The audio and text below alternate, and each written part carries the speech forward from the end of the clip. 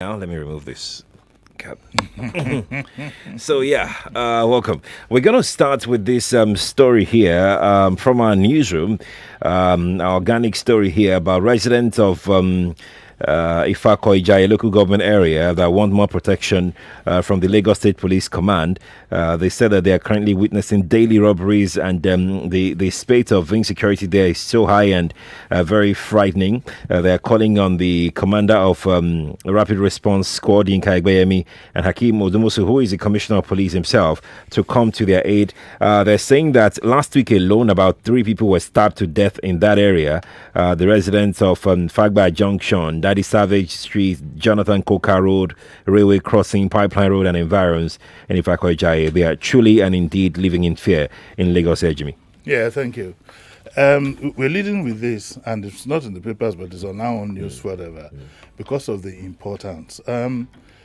Lagos has been fortunate to have 2 major governors in the area of who have done quite well in the area of security, and I'll mention them. The first is Buba Marwa, who, in his time, I remember when the security got out of hand, he went and bought a whole load of Tokunbo cars, amongst other things that he did, bought Tokunbo cars, and had one from each force in a vehicle, and they went through the nooks and crannies and were able to stabilize the whatever. The same with Fashola, in his time, I remember you had ununiformed agents at every bus stop and so on and so forth, and then you had these on motorcycle patrolling and so on and so forth. Our current governor, Babatunde Fashola, what's his name? Sorry, Jide Sanwo-Olu, hasn't been up to task when it comes to security. He's been caught flat-footed, even in enforcing the law generally. And the problem that the police have can well be identified, amongst other things, by what we can see. Let me tell you, in Lagos now, you find that the head of the head family of our states, he has his own protection, has policemen with him. His wife has policemen with him. His son, who has policemen with him. The deputy has policemen with him. Anybody of any form of note have protection, 3-4 policemen. So we are short of policemen indeed. I remember once I met an SSA to the deputy governor. He had 4 policemen with him, armed to the teeth. And so it has been abused. Last week, a traditional ruler in the state had his first year anniversary. There were more police escorts than even the guests inside. And therefore, if anything at all, I'm sure Mr. Hakeem Odumosu knows that he has a shortage of men. And why he's not doing anything, I can't just imagine. The tenure of Odumosu as Commissioner of Police in Lagos might not be seen well by a lot of people in years to come when history is being told. He needs to buck up. It is unfortunate that our people now have to sit back and see elites, some of them of questionable character, are elites, having 3, 4, 5 policemen assigned to them at a time when they are bound to the Philistines on the major roads, even in broad daylight. Governor Sanwo-Olu put a ban on Okada and so on and so forth. He can't enforce it to the point that go to Akpongbo now. There's a bus, there's a takeoff point of these Okadas there. And over again, we keep asking this gentleman to do something about the security of Lagos. Look, security doesn't mean shooting everybody outside. What it means is, in the traffic, once you have police presence, there's bound to be at least some element of safety, and that also transcends all the way around the nooks and crannies. But no, nothing is being done. It is very, very unfortunate, that between the governor and the commissioner of police, they cannot protect the state. Day in, day. Yesterday, my cousin Dola sent me a video that kept me off half of the night of robbery going on the third mainland. It was a gory sight to behold. And I'm asking, is this happening in Lagos? It's been going on for 2-3 weeks now. Day after day, night after night. And our governor has done practically nothing about it. It's very unfortunate. For us, I'm glad you've seen the kind of people that you've voted for. Our politicians have bound all of us to the Philistines and taken care of themselves only. chairman this has this 2 policemen, chairman that has that policeman, road transport worker chairman has 4 policemen. Everybody is running up and down with policemen, ironically dressed in camouflage. That camouflage I really can't understand, but that's a story for another day. The governor should realize that we are watching. The governor should realize that we're feeling. The APC, the politicians, and all our top elites and top guns in society should realize that the people are watching. They are being slaughtered every day. You are protecting yourselves. It will not go on like that forever. A word is enough for the wise. Let us protect our people and stop this childish and infantile habit of running up and down the state with police escorts in tow. Part of the problem is also this. The escorts really don't provide protection for you. If anything, they draw attention to you, but that's another thing entirely. But this habit by elites to want to have all the protection to themselves and their household, it's not going to go down well. It's not going to go down well. And if you are a student of history, you will know that there is always payday for this kind of action. The payday is nearer than most of them think. And I think the earlier, especially Governor Sanwo-Olu, who on whose table the buck stops and who is going to be judged by history, he should buck up and do something extremely positive. Our people are being slaughtered daily. Daily. After you've walked, you're going home you can't go home on the Third Mainland Bridge, you can't go home on the Cold Bridge, you can't go home on the Lekki corridor. Everywhere you're being robbed. With no policeman in sight. So I sympathize with these people. What it means is that if people start resorting to self-help, it's not going to be palatable. But you're pushing our citizens to wanting to provide, because what is going to happen is this: there is no monopoly for the acquisition of arms and tactics. Are we going to wait until people start flashing their guns on the bridges and in protection and so on and so forth before we know we have a crisis on our hands? Why all of us being so unconcerned and let me put it bluntly, irresponsible about this? And I'm surprised at the Commissioner of Police. I'm so surprised at him. I'm not happy with him in any manner. More so exhibited at one public event in which, I'm sorry to say, the manner in which he behaved there was uncomplimentary. He needs to buck up. He isn't employed. He's employed by the Nigeria police to protect citizens, not the high and mighty. That's his primary job, is to protect the citizens of this state, not the high and mighty. His job is not to protect a family or a group of people, politicians and whatever. It's to protect the citizens. And the earlier he knows it, the better. How does he explain some of these things to himself? How does he explain some of these things to himself? People are being slaughtered daily. And yet you find individuals, 3, 4, 5 policemen attached to one man. For what? And I thought there was a law guiding that, but of course this is Nigeria. Anything goes. Let's go on to the next story. This person, Gideon from Facebook, says police officers were stationed along a cold bridge yesterday. There was this complaint over and over again about robberies on a cold bridge. They weren't there when I passed there. I don't know when. I'm not saying he's wrong, but I didn't see any police officers yesterday. I didn't see any. Usually, what we used to have in the past is they'd be at Akpompo, they'd be at the Ijora section, and then they'd be at the what's it called? They'd be at the Costain area, and so on. Then some of them would be Mufti. Okay. But how can you tell me that there are policemen there with Okadas flying up and down, and that place is supposed to be a no whatever zone for Okada? I mean, what are we talking about here? I didn't see any policemen. The video that I saw, it frightened me to bits. It was a reality check for me, and I think that this morning I hope they will have a security summit and put some confidence. Are we going to wait till all of us bring out daggers in traffic? And don't forget, it's scary. It's scary. The picture is just. It's scary. It's gotten to a point where, look, some of us are beginning to think, look, if I'm going to die, I'm not going to die like a chicken. Well, we know where to get guns, and everybody knows where these things are. It's true. And you can imagine the chaos. I'm not advocating that, but please do not let it get to that point, because nobody wants to die. Indeed. We're going to move on to the Punch, page 2 of the Punch. Military bombards bandits in north central forests. Well, at least we're now getting some action done, it would appear, on the military front. Yeah. And this story provides a bit of comfort for us. It's a massive story. You need to go through it to appreciate what is being said here. For example, it says in Katsina State, the Nigerian Army and the Air Force and the police have increased attacks on the hideouts of bandits in various parts of the state, especially in Batsari, Jibia, Sabuwa, Damusa, Safana, Mutazu, Kankara, and so on and so forth.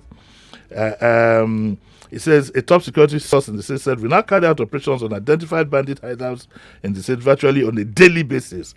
At times when you see fighter jets flying, it's either we are launching an attack against bandits or we are carrying out mop-up operations. Okay, the point also learned that troops of the operation Well-Stroke has started flushing out armed herders and militias from their hideouts in Taraba, Nasarawa, and Benue states. A security official who confided in the Punch correspondent said, we have carried out operations in the Sankera axis of Benue State.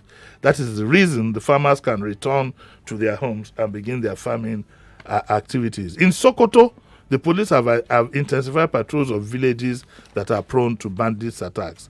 The areas include Sabon Birni, Isa, Raba, and Goronyo.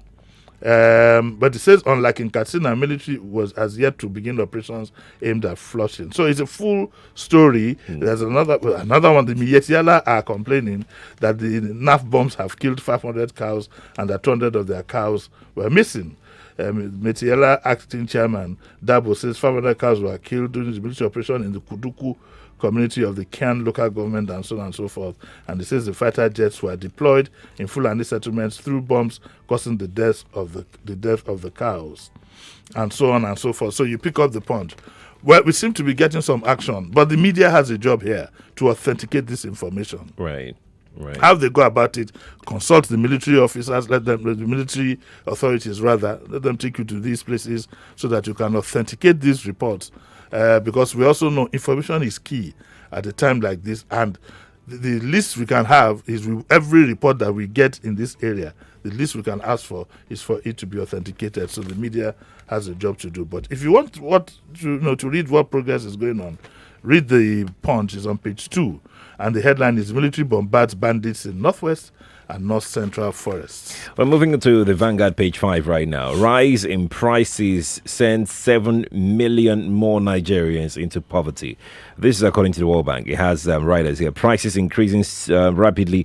Advocate measures to protect poor people from inflation. Nigeria faces interlinked challenges. Nigeria faces interlinked challenges that inflation, insecurity, limited job opportunities. MBS reports 17.9% inflation rate for May. Food inflation highest in Kogi, Kwara, Enugu, Ogun, and Anambra. Rises in prices send 7 million more Nigerians into poverty. World Bank. The numbers are probably more than that, really. Probably more than that. Because I'm sure a lot of numbers will not be covered in the rural areas and so on and so forth. But what we do have in itself is frightening. It's frightening. So what you're going to have, coming at you or coming at us is you're going to have inflation, insecurity, which we already have, limited job opportunities. It is not looking good. The World Bank is also complaining about the increase in prices in goods and services. Inevitable, but income is not going up. If anything, is going down. Some people, have their salaries cut by half and so on and so forth. It is just not looking good at all. So we need to brace ourselves. The World Bank country director, for Nigeria, Shubham Chaudhary, says that Nigeria faces interlinked challenges in relation to inflation, limited job opportunities, and insecurity. While the government has made efforts to reduce the effect of these by advancing long-delayed policy reforms, it is clear that these reforms will have to be sustained and deepened for Nigeria to realize its development potential. Whatever practices, whatever economic policies you put in place, discipline is the most important one. Discipline, of course, that then knocks out corruption and so on and so forth. I think we are weak on that. We are very, very weak on that. We are also weak on implementation of policy. Most Nigerians who have this responsibility are in it for themselves. Somehow we don't think of ourselves as a collective. It's every man for himself and God for us all. And that leads to so many things down the line. But we'll keep hope alive, okay? If you want to read this, it's in the Vanguard. Yeah. It's not palatable news. I wish I didn't have to. But the story says that rise in prices sent 7 million more Nigerians into poverty. Right. Let's take this one here that says 2023 presidency zoning can't stop Tinubu from clinching APC ticket. That's according to an ex-minister. The irony is that Tinubu is alone on the horizon. He's the only one that has shown any indication at all that he wants to run for presidency. And I'm challenging the politicians to say to them that, look, if you have this urge and desire and you think you have the potential, it is now that we need you to come out so we can take you through the grill for as long as possible before the elections. I don't think Nigeria wants somebody who's going to be called upon by his own people, or my people called upon me. No, we need somebody with zeal, okay? And the only man standing now, as we speak, is Tinubu. I hope we don't get to where we were this time 2 years ago when we had to vote between a rock and a hard place. So I'd like those. Oh, I think this other gentleman too has indicated interest. The former CBN guy. Yes. Yes, I think Mohalu. I think he has also indicated interest. But if you know that you have something to offer this country and you're going to run, now is the time. Indeed, on Saturday, we're going to have, during the discourse on this same station, we're going to have what we call the People's Parliament. I'm looking forward. I don't think I want to concern myself so much with what is going on with this government. They've done their best. 6 years, virtually, in reality, almost winding up. So I don't want us to burn energy on the government that is virtually on its way out. Let's start looking forward. The time is now. It is amazing. Kenneth Okolubu, I'm sorry I keep mentioning his name. He said here the other day, because it's Trump participant, he said, look, the primaries are likely to be February next year. And as we speak, this is the only candidate that we know, even though he hasn't even said it himself. He has, but everything has now shown that he is going to run. When he says zoning can't stop him from clinching APC tickets, this is just political jiving.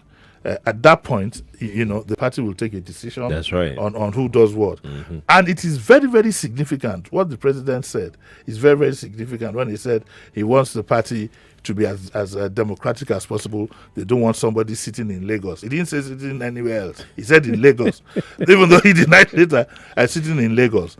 And so we all know where that reference is going to. Uh-huh. And that's an indication of something, but I won't mention it. What has even now made it worse has been the response of some members of the Tinubu camp. Rather than engage in giving reasons why he should or should not have said so, they've started raining insults on the president, their own candidate. The question I'd like to ask you, the question I want you to think of is, let's even put everything on the table. Yeah. Did Buhari win the Southwest because of Tinubu? Because of Tinubu's influence? The young people that I worked with used their own money. Not everybody, that's the wrong word to use. A lot of people who voted for Buhari voted for him because of his person. And it was a personal decision. It was a personal decision. I'm not too sure. Politicians have a way of twisting the narrative, but I'm not too sure that you can give the victory. The victory you will give to Tinubu, of course, is getting the parties merged. But when it comes to the election proper, it is subject to debate. Now, I'm not saying it is or it is not, but it is subject to debate. It is still something we can have a debate with, Yeah. So, but I'd like to advise the Tinubu camp. It's not going to help you to go in the media, social media and otherwise, and start writing articles and abusing this poor man. There is no way you would conduct an election in an African country like ours that you will not need the support of the principal. That's right. So you better be careful. Anyway, is the forerunner now as we speak in all parties, really, is the forerunner. And so who knows, maybe in 2023 we'll be talking about how we are going to eat corn. What I know is that God help the APC come 2023? Because I see some clashes ahead with his rhetoric, especially from the hierarchy of the party. No, they'll sort themselves out. They always do. You see, a lot of things are on paper. In reality, politicians, after they've huffed and puffed, they never blow the house down because there's a common interest, and that his interest is in the honeypot. They will huff and puff. Then the most important one, which I hope Tinubu is aware of, is a lot of people are going to betray him. Oh. We will be his heroes. We who have told him straight to his face that he should think twice about running will turn out later in life when he's retired and puts his grandchildren on his knee. We will be his heroes. He will be saying that people like Jimi, Disu, and should I add your name to it? No, don't. Okay. Don't leave me alone. You got quick to say don't. But you know what I was going to say before I finish his head. let's take a story here. It's an interesting one. We spoke about this yesterday. Pastors seek compensation for demolished Lagos churches. In fact, what should happen to some of these pastors, because they admitted inadvertently. They said that they got a notice 7 days suddenly, and we called Arias to step in, and they asked for an extension, so they knew they were there illegally. The Residents Association of Festac should sue these people because they've been responsible for flooding and all kinds of things that took place. And the Nigeria is so funny, and they're asking for compensation. I challenge the Residents Association to sue these people to court with the FHA for the damage that had been done to other people's buildings. You build your church or whatever it is on an illegal whatever, the government demolishes it, and now you're asking for compensation. Who does? No, it's a pastor that said, who does that? Each one will kill me. Borrow it. I will borrow it. I beg, load me this. Who does that? It says that some of us are landlords. We paid our papers. Some paid to landlords, but all our churches were demolished. We have spent millions on the buildings. They saw these investments and said nothing about them. You see?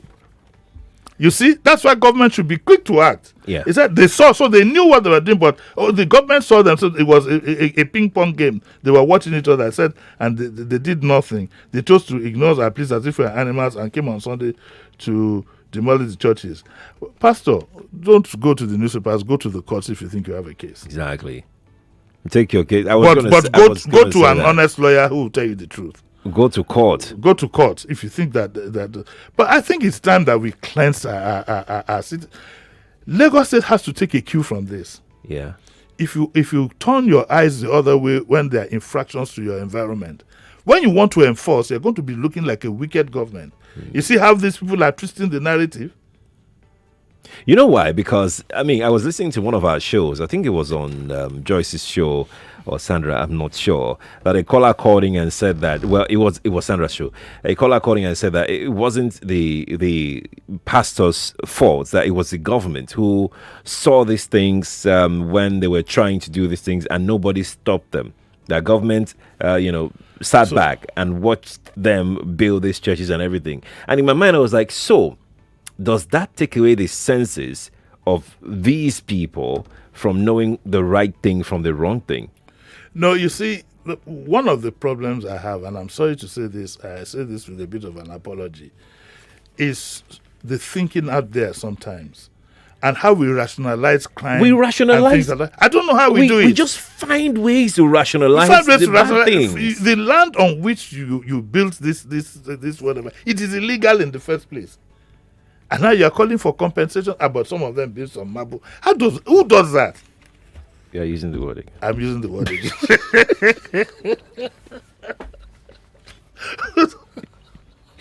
Okay. I have to write a public. We're going to. I need to write a public letter. We're going to allow me the copyright of that. I am particularly going to have to file a disclaimer here so that Pastor Chua will not come after the two of us.